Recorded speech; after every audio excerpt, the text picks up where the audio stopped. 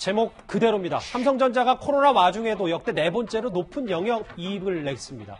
매출도 230조 원을 넘어가면서 반도체 슈퍼 호황기에 버금가는 실적을 달성했는데요. 과거 이재용 부회장의 목소리부터 듣고 오겠습니다. 2014년에 회장님이 쓰러지시고 난 후 부족하지만 회사를 위해 나름대로 최선을 다했습니다. 저는 지금 한 차원 더 높게 비약하는 새로운 삼성을 꿈꾸고 있습니다. 오늘 새로운 소식이잖아요. 네. 정철재 평론가님. 여기 삼성전자가 역대급 배당으로 주주들에게 1,932원.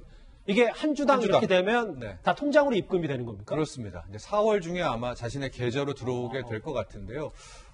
저도 예상했던 것보다 많았습니다. 그러니까 이게 무슨 얘기냐면 이제 특별 배당 이슈라는 건데 이제 작년에 상속 문제가 굉장히 크게 나오지 않았었습니까? 그래서 그렇죠. 상속세를 아마 6년에 나눠낸다라고 하더라도 오너 일가에서는 현금이 부족할 것이다. 그렇다면 여기에 나오는 방법은 뭐가 있겠습니까?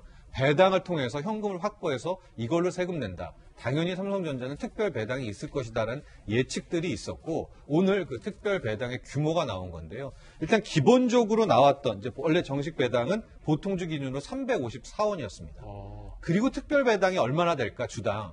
저는 한 1,100원대로 생각을 했는데 주당 1,578원. 예. 웬만큼 이 1,500원대를 예상한 전문가는 없었던 것 같거든요. 그러니까 두 개를 합치면 작년에 배당 기준일 이전에 주식을 갖고 있었던 분들은 1,932원 주당. 이게 현재 시가 배당으로 따지면 시가 배당 수익률로 따지면 2.5%거든요. 그러니까 요즘 은행금리 뭐 1%, 2%도 안 되잖아요. 그래서 이런 높은 배당을 하게 된 것이고 오늘 이야기를 들어보니까 이것이 일회성에 그칠 것 같지는 않습니다. 예. 큰 틀에서의 앞으로의 배당 같은 경우에도 9조 8천억 원대를 매달 하게 되고 장사를 잘해서 잉여 현금 흐름이 나오면 그중에 50%는 이런 것처럼 또 특별 배당을 계속 하겠다라고 이야기를 했기 때문에 왜냐하면 계속해서 세금을 내야 되니까 그렇죠. 당분간 필요할 거 아니겠습니까? 이런 배당의 긍정적인 재료들은 삼성전자에 대해서 이어질 것으로 보입니다. 그럼 중요한 건 이제 현재보다는 삼성전자 주가나 삼성전자 자체 전망일 텐데 네.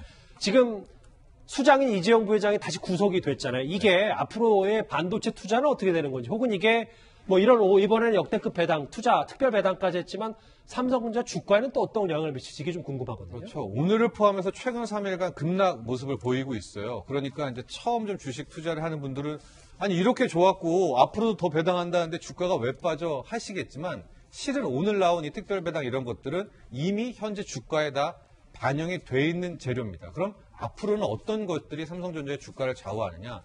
지금 성장 모멘텀들에 대한 기대감이거든요. 성장 동력이요. 그렇죠. 근데 삼성전자의 성장 동력은 뭐 기존의 메모리 반도체는 워낙 잘해왔으니까 새롭게 들어가는 시스템 반도체, 특히 반도체 위탁 생산이라고 하죠. 이제 파운드리를 새롭게 시작을 하면서 기존의 강자인 대만의 TSMC를 이제 따라잡으면서 예. 그 시장을 이제 잠식해 오는 거죠. 뭐 인텔 등에서 나오는 수주도 다 따오고요.